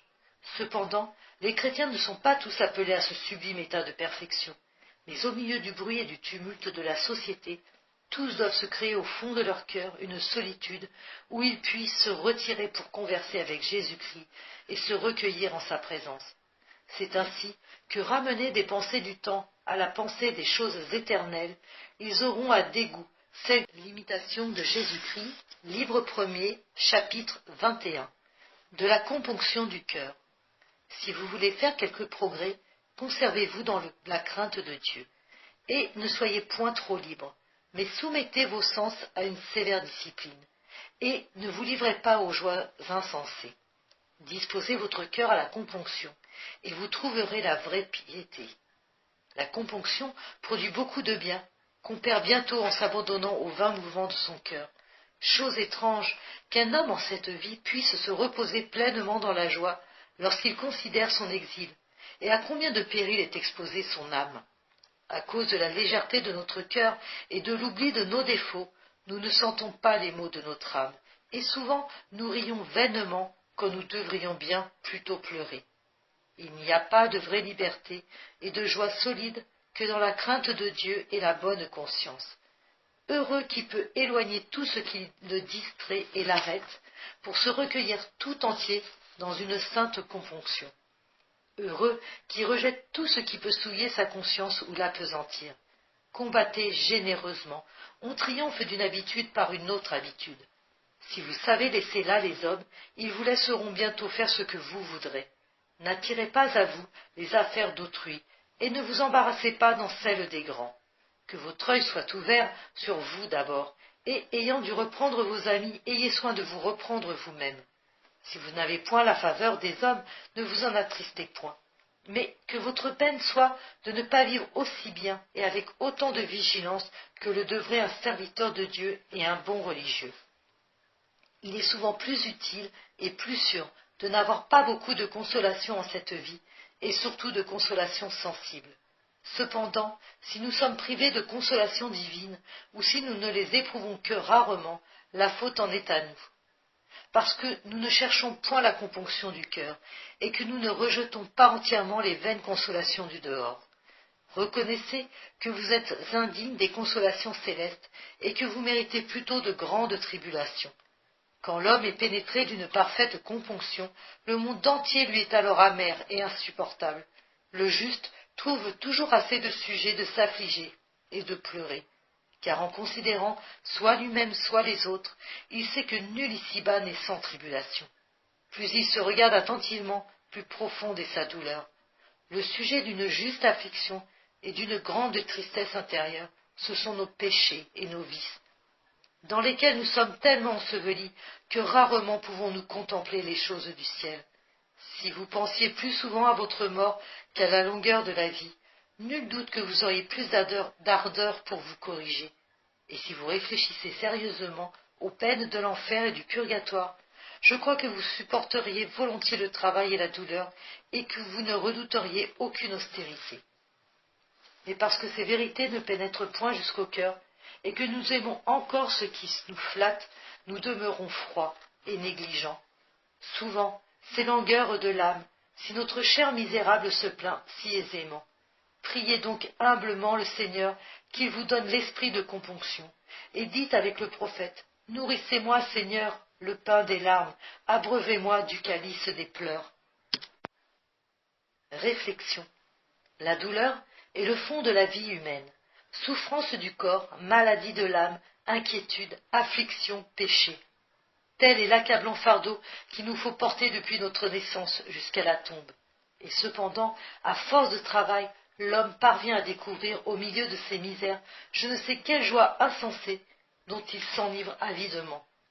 Fuyons ces folles joies du monde, arrêtons notre pensée sur le châtiment qui les doit suivre, sur nos fautes si multipliées, et demandons à Dieu, avec la componction du cœur, se repentir plein d'amour, ces heureuses larmes que Jésus a bénies pour ses consolantes paroles. L'imitation de Jésus-Christ, livre 1er, chapitre 22. De la considération de la misère humaine. En quelque lieu que vous soyez, de quelque côté que vous vous tourniez, vous serez misérable si vous ne revenez vers Dieu. Pourquoi vous troubler de ce que rien n'arrive comme vous le désirez et comme vous le voulez? À qui est-ce que tout succède selon sa volonté? Ni à vous, ni à moi, ni à aucun homme sur la terre. Nul en ce monde, fût-il roi ou pape, n'est exempt d'angoisse ou de tribulation. Qui donc a le meilleur sort? Celui, certes, qui sait souffrir quelque chose pour Dieu. Dans leur faiblesse et leur peu de lumière, plusieurs disent que cet homme a une heureuse vie, qu'il est riche, grand, puissant, élevé. Mais considérez les biens du ciel, et vous verrez que tous ces biens du temps ne sont rien. Que toujours très incertains, ils sont plutôt un poids qui fatigue, parce qu'on ne les possède jamais sans défiance et sans crainte. Avoir en abondance les biens du temps, ce n'est pas là le bonheur de l'homme, la médiocrité lui suffit. C'est vraiment une grande misère de vivre sur la terre. Plus un homme veut avancer dans les voies spirituelles, plus la vie présente lui devient amère, parce qu'il sent mieux et ne voit plus clairement l'infirmité de la nature humaine et sa corruption. Manger, boire, veiller, dormir, se reposer, travailler, être assujetti à toutes les nécessités de la nature, c'est vraiment une grande misère et une grande affliction pour l'homme pieux qui voudrait être dégagé de ses biens terrestres et délivré de tout péché. Car l'homme intérieur est en ce monde, étrangement appesanti par les nécessités du corps. Et c'est pourquoi le prophète demandait avec d'ardentes prières d'en être affranchi, disant « Seigneur, délivrez-moi de mes nécessités ». Malheur donc à ceux qui ne connaissent point leur misère, et malheur encore plus à ceux qui aiment cette misère et cette vie périssable. Car il y en a qui l'embrassent et avidement, qui ayant à peine le nécessaire en travaillant ou en mendiant, ils n'éprouveraient aucun souci du royaume de Dieu s'ils pouvaient toujours vivre ici-bas. Ô cœurs insensés et infidèles, si profondément enfoncés dans les choses de la terre, qu'ils ne goûtent que ce qui est charnel. Les malheureux, ils sentiront douloureusement à la fin combien était vil, combien n'était rien ce qu'ils ont aimé. Mais les saints de Dieu, tous les fidèles amis de Jésus-Christ, ont méprisé ce qui flatte la chair et ce qui brille dans le temps. Toute leur espérance, tout leur désir aspirait aux biens éternels. Tout leur cœur s'est levé vers les biens invisibles et impérissables, de peur que l'amour des choses visibles ne les abaissât vers la terre. Ne perdez pas, mon frère, l'espérance d'avancer dans la vie spirituelle. Vous en avez encore le temps. Pourquoi remettez-vous toujours au lendemain l'accomplissement de vos résolutions? Levez-vous et commencez à l'instant et dites « Voici le temps d'agir, voici le temps de combattre, voici le temps de me corriger. » Quand la vie vous est pesante et amère, c'est alors le temps de mériter. Il faut passer par le fer et par l'eau avant d'entrer dans le lieu de rafraîchissement. Si vous ne vous faites pas violence, vous ne vaincrez pas le vice. Tant que nous portons ce corps fragile, nous ne pouvons être sans péché ni sans ennui, et sans douleur. Il nous serait doux de jouir d'un repos exempt de toute misère, mais en perdant l'innocence par le péché, nous avons aussi perdu la vraie félicité. Il faut donc persévérer dans la patience et attendre la miséricorde de Dieu, jusqu'à ce que l'iniquité passe et que ce qui est mortel en nous soit absorbé par la vie. Oh, quelle est grande la fragilité qui toujours incline l'homme au mal. Vous confessez aujourd'hui vos péchés, et vous y retombez le lendemain. Vous vous proposez d'être sur vos gardes, et une heure après, vous agissez comme si vous ne vous étiez rien proposé. Nous avons donc grand sujet de nous humilier, et de nous jamais élever en nous-mêmes, étant si fragiles et si inconstants. Nous pouvons perdre en un moment, par notre négligence, ce qu'à peine avons-nous acquis par la grâce avec un long travail. Que sera-ce de nous à la fin du jour, si nous sommes si lâches dès le matin? Malheur à nous, si nous voulons goûter le repos, comme si déjà nous étions en paix et en assurance, tandis qu'on ne découvre pas dans notre vie une seule trace de vraie sainteté. Nous aurions bien besoin d'être instruits encore et formés à de nouvelles mœurs, comme des novices dociles, pour essayer du moins s'il y aurait en nous quelque espérance de changement et d'un plus grand progrès dans la vertu. Réflexion. L'homme né de la femme vit peu de jours, et il est rassasié d'angoisse. Voilà notre destinée telle que le péché l'a faite. Écoutez les gémissements de l'humanité entière, dont Job était la figure. Périsse le jour où je suis né, et la nuit où il fut dit. Un homme a été conçu, pourquoi ne suis-je pas mort dans le sein de ma mère, ou n'ai-je pas péri en sortant? Pourquoi m'a-t-elle reçu sur ses genoux et allaité de ses mamelles? Maintenant, je dormirai en silence, et je reposerai dans mon sommeil. Mais déjà, sur cette grande misère se levait d'aurore une grande espérance. Je sais que mon Rédempteur est vivant, et que je serai de nouveau revêtu de ma chair, et dans ma chair, je verrai mon Dieu, je le verrai, et mes yeux le contempleront. Dès lors tout change, ces douleurs auparavant sans consolation, unies à celles du Rédempteur, ne sont plus qu'une expiation nécessaire, une épreuve de justice et de miséricorde, une semence d'éternelle joie. Le Christ, en mourant, a ouvert le ciel à l'homme déchu, qui pour unique grâce demandait à la terre un tombeau. et nous nous plaindrions des souffrances auxquelles Dieu réserve un tel prix, et le murmure serait sur nos lèvres lorsque, par les tribulations, Jésus-Christ daigne nous associer au mérite de son sacrifice. L'imitation de Jésus-Christ. Livre 1er, chapitre 23, de la méditation de la mort. S'en sera fait de vous bien vite ici-bas. Voyez donc en quel état vous êtes. L'homme est aujourd'hui et demain, il a disparu. Et quand il n'est plus sous les yeux, il passe bien vite de l'esprit. Ô stupidité et dureté du cœur humain, qui ne pense qu'au présent et ne voit pas l'avenir.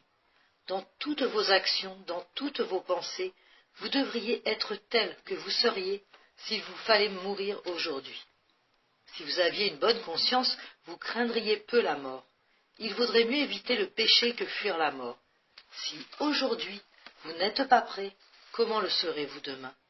Demain est un jour incertain, et que savez-vous si vous aurez un lendemain? Que sert de vivre longtemps, puisque nous nous corrigeons si peu? Ah, une longue vie ne corrige pas toujours, souvent plutôt elle augmente nos crimes.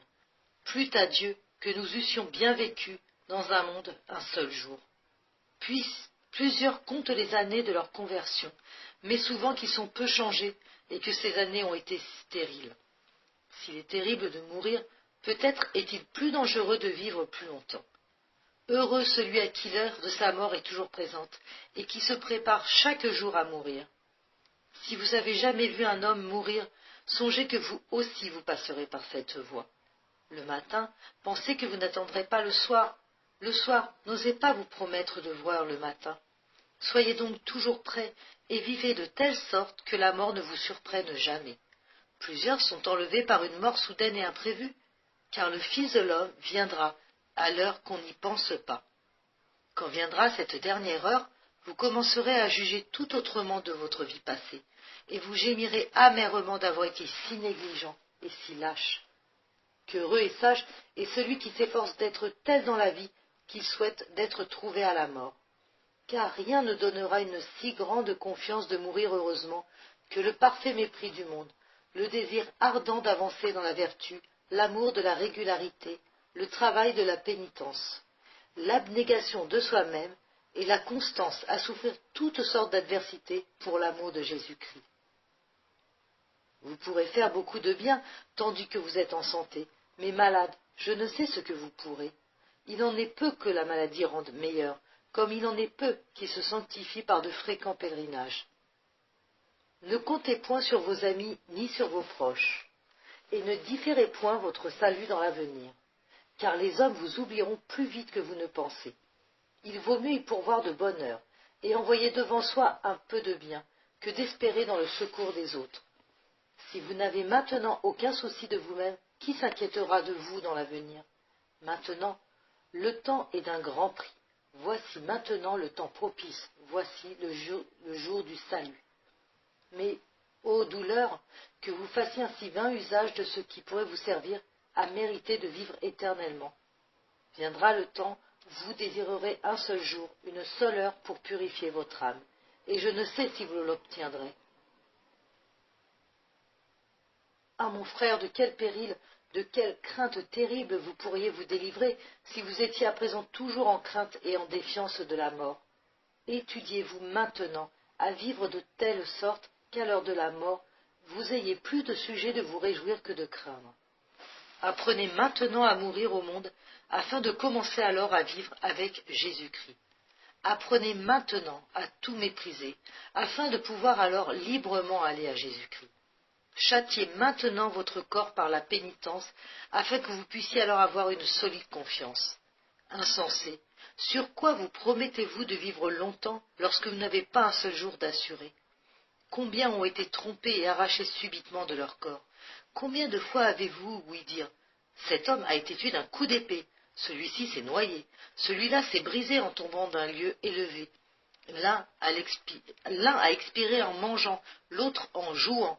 L'un a péri par le feu, un autre par le fer, un autre par la peste, un autre par la main des voleurs. Et ainsi, la fin de tous est la mort, et la vie des hommes passe comme l'ombre.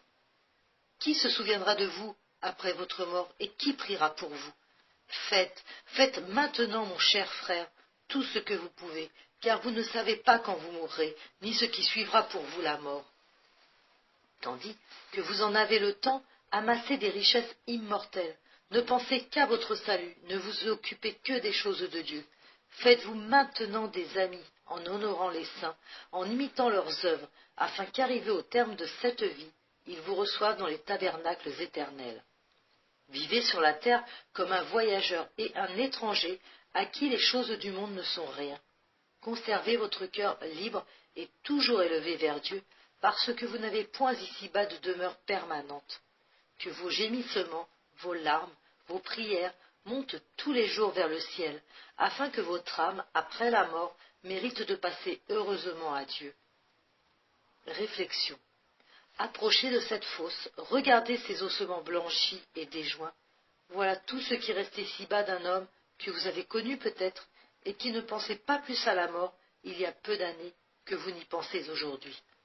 Ne fallait-il pas en effet qu'il songeât d'abord à sa fortune, à celle des siens, à l'établissement de sa famille?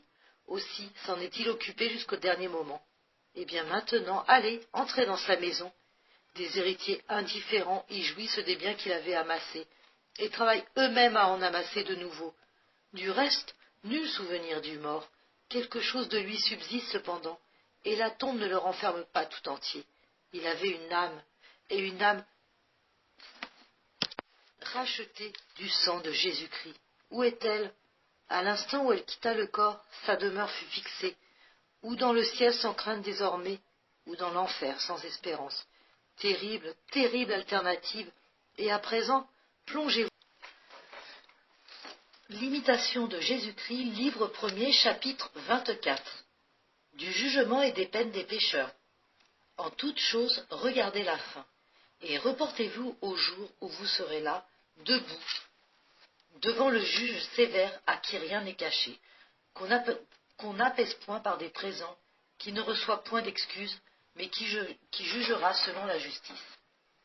Pécheurs misérables et insensés, que répondrez-vous à Dieu, qui sait tous vos crimes, vous qui tremblez quelquefois à l'aspect d'un homme irrité? Par quel étrange oubli de vous-même vous en allez-vous, sans rien prévoir, vers ce jour où nul ne pourra être excusé ni défendu par un autre, mais où chacun sera pour soi un fardeau assez pesant? Maintenant votre travail produit son fruit, vos larmes sont agréées, vos gémissements écoutés, votre douleur satisfait à Dieu et purifie votre âme. Il a ici-bas un grand et salutaire purgatoire, l'homme patient, qui en bute aux outrages, s'afflige plus de la malice d'autrui que de sa propre injure, qui prie sincèrement pour ceux qui le contristent et leur pardonne du fond du cœur, qui, s'il a peiné les autres, est toujours prêt à demander pardon, qui incline plus à la compassion qu'à la colère, qui se fait violence à lui-même et s'efforce d'assujettir entièrement la chair et l'esprit. Il vaut mieux se purifier maintenant de ses péchés et retrancher ses vices que d'attendre à les expier dans l'autre vie. Oh, combien nous nous trompons nous-mêmes pour l'amour désordonné que nous avons pour notre chair. Que dévorera ce feu sinon vos péchés? Plus vous vous épargnez vous-même à présent, et plus vous flattez votre chair, plus ensuite votre châtiment sera terrible, et plus vous amassez pour le feu éternel. L'homme sera puni plus rigoureusement dans les choses où il a le plus péché. Là, les paresseux seront percés par des aiguillons ardents, et les intempérants tourmentés par une faim et une soif extrêmes. Là, les voluptueux et les impudiques seront plongés dans une poix brûlante et dans un soufre fétide. Comme des chiens furieux, les envieux hurleront dans leur douleur. Chaque vice aura son tourment propre. Là, les superbes seront remplis de confusion et les avares réduits à la plus misérable indigence. Là, une heure sera plus terrible dans le supplice que 100 années ici dans la plus pure pénitence. Ici, quelquefois le travail cesse, on se console avec ses amis. Là, nul repos, nulle consolation pour les damnés. Soyez donc maintenant pleins d'appréhension et de douleur pour vos péchés, afin de partager au jour du jugement la sécurité des bienheureux. Car les justes alors s'élèveront avec une grande assurance contre ceux qu'ils auront opprimés et méprisés. Alors se lèvera pour juger celui qui se soumet aujourd'hui humblement au jugement des hommes. Alors l'humble et le pauvre auront une grande confiance, et de tous côtés l'épouvante environnera le superbe. Alors, on verra qu'il fut sage en ce monde, celui qui a appris à être insensé et méprisable pour Jésus-Christ. Alors, on s'applaudira des tribulations souffertes avec patience, et toute iniquité sera muette. Alors, tous les justes seront transportés d'allégresse, et tous les impies consternés de douleur. Alors, la chair affligée se réjouira plus que si elle avait toujours été nourrie dans les délices. Alors, les vêtements pauvres resplendiront, et les habits somptueux perdront tout leur éclat. Alors, la plus pauvre petite demeure sera jugée au-dessus du palais tout brillant d'or. Alors, une patience constamment soutenue sera de plus secours que toute la puissance du monde, et une obéissance simple élevée plus haut que toute la prudence du siècle. Alors, on trouvera plus de joie dans la pureté d'une bonne conscience que dans une docte philosophie. Alors, le mépris des richesses aura plus de poids dans la balance que tous les trésors de la terre. Alors, le souvenir d'une pieuse prière vous sera de plus de consolation que celui d'un repas splendide. Alors, vous vous réjouirez plus du silence gardé que des longs entretiens. Alors, les œuvres saintes l'emporteront sur les beaux discours. Alors, vous préférerez une vie de peine et de travail à tous les plaisirs de la terre. Apprenez donc maintenant à supporter quelques légères souffrances, afin d'être alors délivrés de souffrances plus grandes. Éprouvez ici d'abord ce que vous pourrez dans la suite. Si vous ne pouvez maintenant souffrir si peu de choses, comment supporterez-vous les tourments éternels? Si maintenant la moindre douleur vous cause tant d'impatience, qui sera donc alors des tortures de l'enfer? Il n'y a, n'en doutez point, deux joies qu'on peut réunir. Vous ne pouvez goûter ici-bas les délices du monde et régner ensuite avec Jésus-Christ. Si vous avez vécu jusqu'à ce jour dans les honneurs et les voluptés, de quoi cela vous servirait-il s'il vous fallait mourir à l'instant? Donc, tout est vanité. Or, aimer Dieu et le servir lui seul. Car celui qui aime Dieu de tout son cœur ne craint ni la mort, ni le supplice, ni le jugement, ni l'enfer, parce que l'amour parfait nous donne un suraccès près de Dieu. Mais celui qui aime encore le péché, il n'est pas surprenant qu'il redoute la mort et le jugement. Cependant, si l'amour ne vous éloigne pas encore du mal, il est bon qu'au moins la crainte vous retienne. Celui qui est peu touché de la crainte de Dieu ne saurait longtemps persévérer dans le bien, mais il tombera bientôt dans les pièges du démon. Réflexion. Dieu est patient, dit saint Augustin, parce qu'il est éternel. Mais après les jours de patience viendra le jour de la justice, jour d'effroi, jour inévitable, où toute chair comparaîtra devant le roi de l'éternité pour rendre compte de ses œuvres et de ses pensées mêmes. Transportez-vous en esprit à ce moment formidable. Voilà que la poussière des tombeaux s'émeut, et de toutes parts la foule des morts accourt aux pieds du souverain juge. Là, tous les secrets sont dévoilés, la conscience n'a plus de ténèbres, et chacun attend en silence le sort qui lui est destiné pour toujours. Les deux cités se séparent, la grande sentence est prononcée. Elle ouvre le paradis aux justes et tombe sur les pécheurs avec tout le poids d'une éternelle réprobation. Environné des anges fidèles et de la troupe resplendissante des élus, Jésus-Christ remonte dans sa gloire. Satan saisit sa proie et l'entraîne dans l'abîme. Tout est consommé à jamais. Il ne reste plus que les joies du ciel. L'imitation de Jésus-Christ, livre 1er, chapitre 25. Qu'il faut travailler avec ferveur à l'amendement de sa vie. Soyez vigilants et fervents dans le service de Dieu, et faites-vous souvent cette demande. Pourquoi es-tu venu ici? Et pourquoi as-tu quitté le siècle? N'était-ce pas afin de vivre pour Dieu et devenir un homme spirituel? Embrassez donc du désir d'avancer, parce que vous recevrez bientôt la récompense de vos travaux, et qu'alors il n'y aura plus ni crainte, ni douleur. Maintenant un peu de travail et puis un grand repos, que dis-je, une joie éternelle. Si vous agissez constamment avec ardeur et fidélité, Dieu aussi sera sans doute fidèle et magnifique dans ses récompenses. Vous devez conserver une ferme espérance de devenir à la gloire. Mais il ne faut pas vous livrer à une sécurité trop profonde, de peur de tomber dans le relâchement ou dans la présomption. Un homme qui flottait souvent, plein d'anxiété, entre la crainte et l'espérance, étant un jour accablé de tristesse, entra dans une église. Et, Se prosternant devant un autel pour prier, il disait et redisait en lui-même: « Oh, si je savais que je dusse persévérer !» Aussitôt il entendit intérieurement cette divine réponse: « Si vous le saviez, que voudriez-vous faire? Faites maintenant ce que vous feriez alors, et vous jouirez de la paix. » Consolé à l'instant même et fortifié, il s'abandonna sans réserve à la volonté de Dieu, et ses agitations cessèrent. Il ne voulut plus rechercher avec curiosité ce qui lui arrivait. Il ne voulut plus rechercher avec curiosité ce qui lui arriverait dans l'avenir, mais il s'appliqua uniquement à connaître la volonté de Dieu et ce qui lui plaît davantage, afin de commencer et d'achever tout ce qui est bien. Espérez en Dieu, dit le prophète, et faites le bien.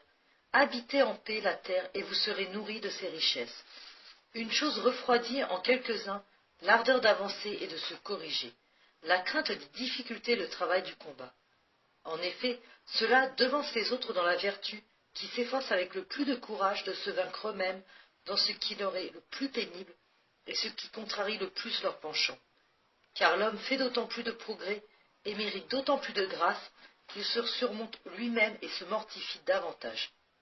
Il est vrai que tous n'ont pas également à combattre pour se vaincre et mourir à eux-mêmes. Cependant, un homme animé d'un zèle ardent avancera bien plus, même avec de nombreuses passions, qu'un autre à cet égard mieux disposé mais tiède pour la vertu. Deux choses aident surtout à espérer à opérer un grand amendement: s'arracher avec violence à ce que la nature dégradée convoite, et travailler ardemment à acquérir la vertu dont on a le plus grand besoin. Attachez-vous aussi particulièrement à éviter et à vaincre les défauts qui vous déplaisent le plus dans les autres. Profitez de tout pour votre avancement. Si vous voyez de bons exemples, ou si vous les entendez raconter, animez-vous à les imiter. Que si vous apercevez quelque chose de répréhensible, prenez garde de commettre la même faute, ou, si vous l'avez quelquefois commise, tâchez de vous corriger promptement. Comme votre œil observe les autres vous observent aussi.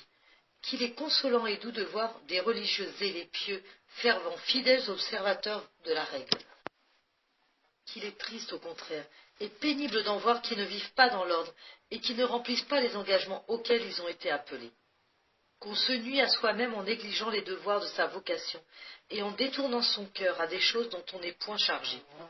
Souvenez-vous de ce que vous avez promis, et que Jésus crucifié vous soit toujours présent. Vous avez bien sujet de rougir, en considérant la vie de Jésus-Christ, d'avoir jusqu'ici fait si peu d'efforts pour y conformer la vôtre, quoique vous soyez depuis si longtemps entrés dans la voie de Dieu. Un religieux qui s'exerce à méditer sérieusement et avec piété la vie très sainte et la passion du Sauveur, y trouvera en abondance tout ce qui lui est utile et nécessaire, et il n'a pas besoin de chercher hors de Jésus quelque chose de meilleur. Ah, si Jésus crucifié entrait dans notre cœur, que nous serions bientôt suffisamment instruits. Un religieux fervent conçoit bien ce qu'on lui demande, et s'y soumet sans peine. Un religieux tiède et relâché souffre tribulation sur tribulation, et ne trouve de tous côtés que la gêne, parce qu'il est privé des consolations intérieures, et qu'il lui est interdit d'en chercher au dehors. Un religieux qui s'affranchit de sa règle est exposé à des chutes terribles. Celui qui cherche une vie moins contrainte et moins austère sera toujours dans l'angoisse, car toujours quelque chose lui déplaira. Comment font tant d'autres religieux qui observent dans les cloîtres une si étroite discipline? Ils sortent rarement, ils vivent retirés, ils sont nourris très pauvrement et grossièrement vêtus. Ils travaillent beaucoup, parlent peu, veillent longtemps, se lèvent matin, font de longues prières, de fréquentes lectures, et observent en tout une exacte discipline. Considérez les chartreux, les religieux de cîteaux, et les autres religieux et religieuses de différents ordres, qui se lèvent toutes les nuits pour chanter les louanges de Dieu. Il serait donc bien honteux que la paresse vous ait encore éloigné d'un si haut exercice, lorsque déjà tant de religieux commencent à célébrer le Seigneur.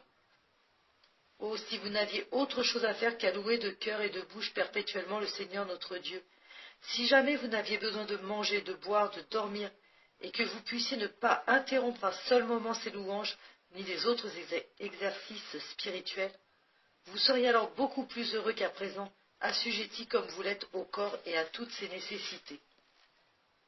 Plût à Dieu que nous fussions affranchis de ces nécessités, et que nous n'eussions à songer qu'à la nourriture de notre âme que nous goûtons hélas si rarement.